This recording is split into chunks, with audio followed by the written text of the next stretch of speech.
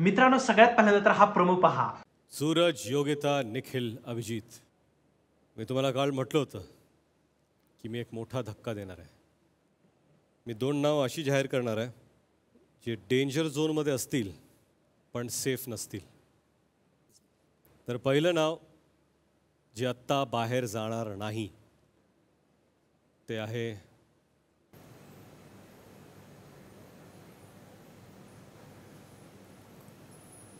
भाऊचा धक्का। मित्रांनो, या प्रोमो मध्ये रितेश भाऊ म्हणत आहे की याच्यामधले जे दोन कॉन्टेस्टंट आहेत ते आहेत डेंजर झोन मध्ये। आता ते दोन कोण आहेत, काय आहेत, ते तर आज आपल्याला कळेलच।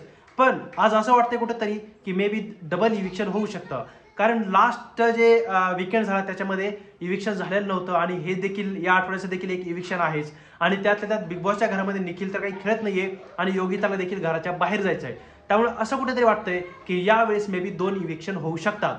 हे काही कुठेही कन्फर्म नाहीये कोण जाईल घराबाहेर, दोन जातील किंवा एक जातील, पण एक अंदाज आहे की यावेळेस दोघं जण देखील घराबाहेर जाऊ शकतात, जसं की योगिता आहे आणि दुसरा निखिल आहे।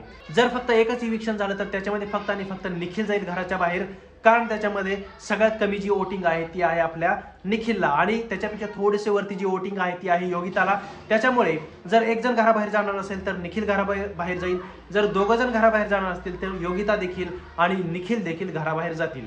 आणि याच्यामध्ये वोटिंग ट्रेंड्स काय म्हणतायत, तर वोटिंग ट्रेंड्स असं म्हणत आहेत की सगळ्यात शेवटी जे आहे तो आहे निखिल, 3 नंबरला आहे योगिता, 2 नंबरला आहे अभिजीत आणि 1 नंबरला आहे सूरज।